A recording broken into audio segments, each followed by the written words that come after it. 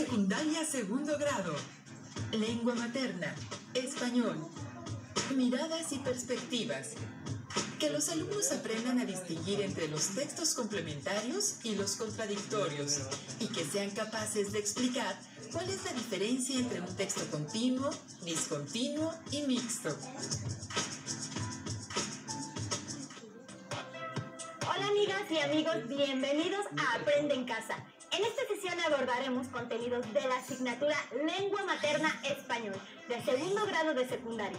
¿Cómo están? Esperemos que muy bien. Efectivamente, en esta ocasión aprenderemos a distinguir entre los distintos textos que existen. Pero antes de entrar en materia, queremos recordarles que la mejor manera de resolver esta contingencia es quedándonos en casa, reforzando nuestros conocimientos y conviviendo sanamente en familia.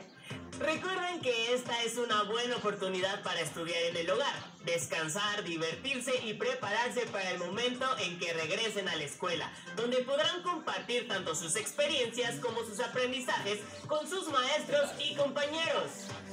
Ahora sí, manos a la obra, porque tal como les adelantamos hace unos momentos, nos enfocaremos en los distintos tipos de textos.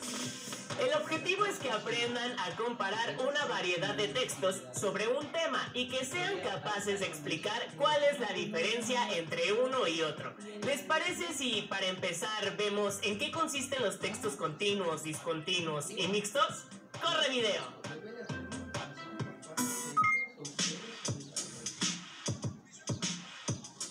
¿Qué se encontraba sobre las culturas prehispánicas? Hay muchísima información. Encontré mapas, infografías y líneas del tiempo. Pero no sé por dónde empezar. La verdad no sé qué información sea más útil para la investigación. Ya sé. Hola, hay varias formas de organizar y explicar la información. ¿Qué les parece si las revisamos una por una para entender sus características, sus ventajas y cómo se leen? Los textos pueden estar organizados de diferentes maneras, por lo que se clasifican en textos continuos, discontinuos y mixtos. Los textos continuos están formados por oraciones que se organizan en párrafos. La información es secuencial y progresiva, y se necesita hacer una lectura completa de todo su contenido, por lo que se requiere de más tiempo para identificar las ideas principales. Por ejemplo, el poema Mi corazón ajeno, de la escritora mexicana Emma Godoy. Si pudiera matar mi corazón con el puñal del alba, si pudiera sin morirme con él, hundir mi corazón de siglos en las aguas del silencio de Dios. Ah, si pudiera. Mi corazón ajeno. Fragmento. Emma Godoy. Otro ejemplo de texto continuo es este artículo que habla acerca de cáncer. ¿Qué es el cáncer? Cáncer es el nombre que se da a un conjunto de enfermedades en las que las células del cuerpo empiezan a dividirse sin detenerse, por lo que se diseminan a otros tejidos. Esto ocurre en todos los tipos de cáncer. Por otro lado, hay textos discontinuos, en los que la información no está organizada de forma secuencial, es decir, carece de continuidad. La información es específica y concreta y se identifica fácilmente. Estos textos hacen uso de imágenes, fotografías, esquemas, líneas, etc. El lector puede elegir la sección o la parte con la que va a empezar y a continuar. Entre estos elementos se encuentran también las líneas del tiempo, las infografías, los mapas y los formatos de trámites institucionales, entre otros. Las líneas del tiempo representan relaciones temporales entre sucesos vinculados con un mismo tema y se organizan de manera cronológica. Se pueden emplear imágenes que refuerzan la información que se presenta, la cual debe ser muy breve. Según la presentación, se empiezan a leer por el evento más antiguo. Las infografías son textos que incluyen información icónica con textos breves relacionados con un tema. Las infografías se pueden leer de diferentes maneras. Se puede comenzar por la exploración de textos y después las imágenes, o viceversa, empezando por la parte superior o inferior, de izquierda a derecha o viceversa. Los formatos o formularios de trámites institucionales son otro tipo de texto discontinuo. Son plantillas con espacios para anotar información vinculada con el trámite personal, familiar, escolar, laboral y sobre los requisitos e información administrativa para el trámite. Por lo general se leen de arriba hacia abajo y se identifican los datos que se deben anotar. Un texto mixto es la combinación de textos continuos y discontinuos. Por ejemplo, una gráfica, tabla o mapa con su respectiva explicación en prosa. Estos textos aparecen en revistas, libros de consulta e informes. Una manera de leerlos es observar los elementos que lo componen, como recursos gráficos, colores, simbología, recuadros, etc. Yo creo que los 3 tipos de textos nos pueden servir para la investigación. Yo también lo creo. Siempre me había preguntado cómo se llamaban esos textos que aparecen en las revistas y vienen acompañados de tablas, imágenes e infografías. Ahora ya lo sabes, y ustedes también. Por mi parte aprendí que una solicitud de empleo es un texto discontinuo. La próxima vez tendré que pedirle a la papelería así: señor, ¿me da un texto discontinuo? Claro que no, pero aprenderlo nos ayuda a saber cómo leerlo. Cada texto se lee de manera diferente y eso nos hace generar ciertas expectativas cuando nos enfrentamos a comparar ideas que provienen de diferentes textos, como lo veremos en el siguiente video. Cuando hacemos una investigación, podemos encontrar información o ideas que se complementan y otras que se contradicen. ¿Sabes identificarlas? ¿Para qué es útil reconocerlas? Vamos a investigar. Ya encontré varias fuentes con información sobre la energía nuclear. Empecemos por ver si hay alguna definición. Hay varias definiciones y no sé qué información seleccionar para el resumen. ¿Qué te parece si investigamos para saber qué información podemos aprovechar? De acuerdo, porque mira, yo digo... Cuando se realiza una investigación sobre un tema, es indispensable consultar distintos tipos de texto, como revistas de divulgación, libros y páginas web confiables, entre otros. Al realizar una investigación es frecuente encontrar información similar, complementaria y contradictoria. Las ideas similares entre 2 o más fuentes se manifiestan cuando éstas coinciden en el análisis o juicio que hacen sobre un determinado fenómeno. Incluso pueden tener una estructura idéntica o parecida. Las ideas complementarias sustentan y enriquecen las ideas principales. Cumplen la función de ampliar, detallar, demostrar o ejemplificar esas ideas. Las ideas contradictorias se pueden manifestar en textos distintos, cuando algunas de las ideas que los conforman disienten. Es decir, las ideas expresadas entre uno y otro texto son opuestas o contradictorias. Son conceptos opuestos de tal manera que uno niega lo que el otro afirma. Estas ideas son similares porque ambos textos dicen que México dispone de una planta nuclear con 2 reactores nucleares. Estas ideas son complementarias porque enriquecen la idea principal. Por ejemplo, el texto que dice que México dispone de una planta nuclear que genera electricidad se complementa con otro texto que menciona que es propiedad de la Comisión Federal de Electricidad y que usa agua de mar para refrigerarse. Y estas son ideas contradictorias, porque uno afirma lo que otro niega.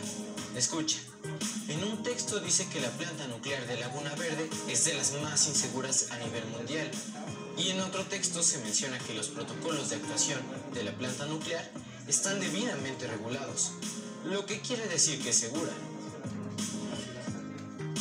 Ahora, ¿cómo integramos las ideas en un resumen? Vamos a investigar.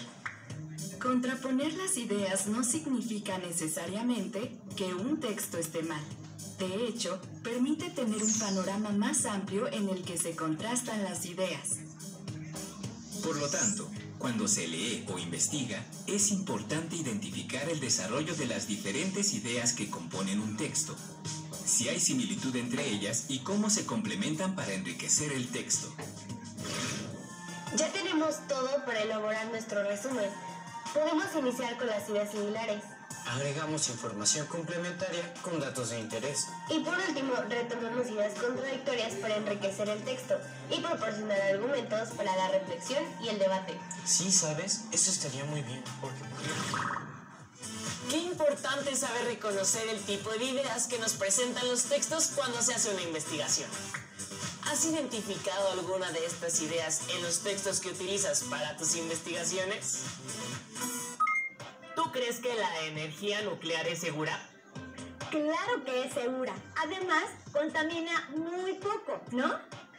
Yo creo que sí contamina mucho. ¿Y sobre la seguridad? ¿Qué te digo? No lo sé. Hay muchas plantas nucleares en las que nunca ha pasado nada. Parte de la dificultad de comprender estos textos está en valorar qué tan confiable es la información. Veamos el siguiente video para ahondar más en el tema. En la vida real, cada texto se conecta con otros previos, posteriores o escritos. En un mismo momento, cada uno busca su audiencia, responde a otro escrito, discute argumentos, los copia o los rechaza. ¿Qué puede hacer el lector? Debe compararlos, darse cuenta de cómo se relacionan, cuáles son sus semejanzas o diferencias e identificar los efectos sociales del lenguaje en ambos. Esto para favorecer la interpretación. Te mostramos un ejemplo para que se comprenda mejor. Tenemos el primer texto de nombre La rana que quería ser una rana auténtica, del autor Augusto Monterroso. Había una vez una rana que quería ser una rana auténtica y todos los días se esforzaba en ello. Al principio se compró un espejo en el que se miraba largamente buscando su ansiada autenticidad. Unas veces parecía encontrarla y otras no, según el humor de ese día o de la hora. Hasta que se cansó de esto y guardó el espejo en un baúl. Por fin pensó que la única forma de conocer su propio valor estaba en la opinión de la gente. Y comenzó a peinarse y a vestirse y a desvestirse, cuando no le quedaba otro recurso, para saber si los demás la aprobaban y reconocían que era una rana auténtica. Un día observó que lo que más admiraban de ella era su cuerpo, especialmente sus piernas, de manera que se dedicó a hacer sentadillas y a saltar para tener unas ancas cada vez mejores, y sentía que todos la aplaudían. Y así seguía haciendo esfuerzos hasta que, dispuesta a cualquier cosa para lograr que la consideraran una rana auténtica, se dejaba arrancar las ancas y los otros se la ponían. Y ella todavía alcanzaba a oír con amargura cuando decían: ¡qué buena rana! Que parecía pollo. Un segundo texto. La inmolación por la belleza. El autor Marco de Neve. El erizo era feo y lo sabía. Por eso vivía en sitios apartados, en matorrales sombríos, sin hablar con nadie, siempre solitario y taciturno, siempre triste. Él, en realidad, tenía un carácter alegre y gustaba de la compañía de los demás. Solo se atrevía a salir a altas horas de la noche, y si entonces oía pasos, rápidamente erizaba sus púas y se convertía en una bola para ocultar su rubor. Una vez alguien encontró una esfera híspida, ese tremendo alfiletero. En lugar de rociarlo con agua o arrojarle humo, como aconsejan los libros de zoología, tomó una sarta de perlas, un racimo de uvas de cristal, piedras preciosas o quizá falsas, cascabeles, 2 o 3 lentejuelas, varias luciérnagas, un dije de oro, flores de nácar y de terciopelo, mariposas artificiales, un coral, una pluma y un botón. Y los fue enhebrando en cada una de las agujas del erizo, hasta transformar a aquella criatura desagradable en un animal fabuloso. Todos acudieron a contemplarlo, según quien lo mirase. Semejaba la corona de un emperador bizantino, un fragmento de la cola del pájaro. Si las luciérnagas se encendían, el fanal de una góndola encabezada para la fiesta del Bucentauro, o si lo miraba algún envidioso, un bufón. El erizo escuchaba las voces, las exclamaciones, los aplausos y lloraba de felicidad, pero no se atrevía a moverse por temor de que se le desprendiera aquel ropaje. Así permaneció durante todo el verano. Cuando llegaron los primeros fríos, había muerto de hambre y de sed, pero seguía hermoso.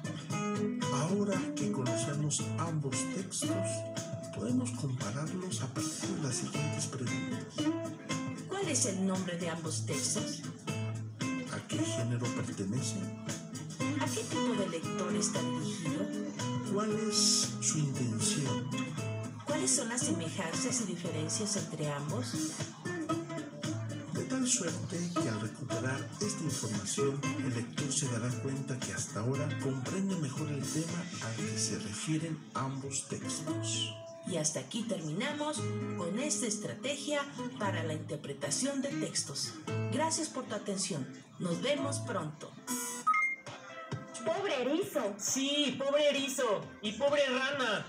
Por cierto, ¿se fijaron que a los textos complementarios y contradictorios también se les llama paralelos y opuestos? Es cierto, ¿sabes? Ya me dieron ganas de leer y comparar textos para escribir un ensayo sobre la salud en México. ¡Magnífico! ¡Yo te ayudo! ¿Y ustedes recuerdan en qué consisten los textos continuos, discontinuos y mixtos?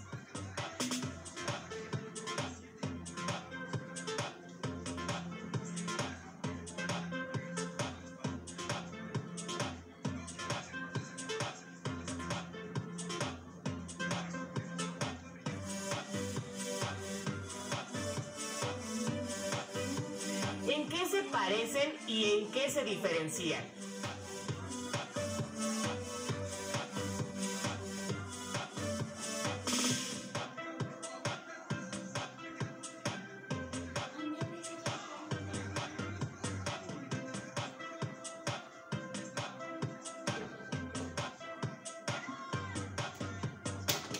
¿En qué consisten los textos complementarios y los contradictorios?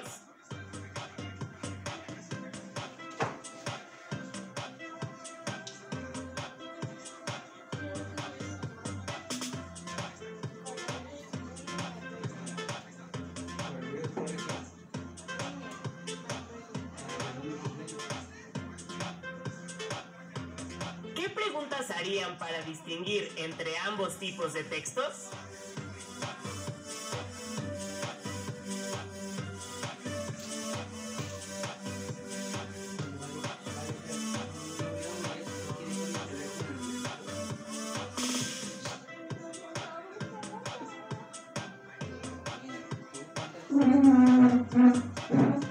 ¿Creen que es importante leer textos complementarios y contradictorios? ¿Por qué?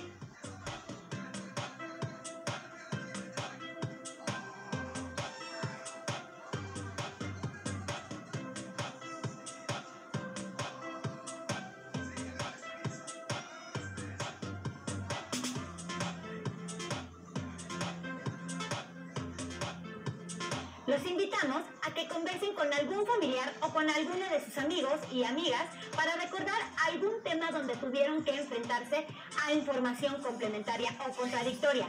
Con base en ello, pueden escribir un resumen y guardarlo en su carpeta de experiencias, la cual podrán compartir con docentes, compañeras y compañeros a su regreso a clases. Así concluimos esta sesión. Los invitamos a que sigan pendientes de la programación de Aprende en Casa. ¡Hasta entonces!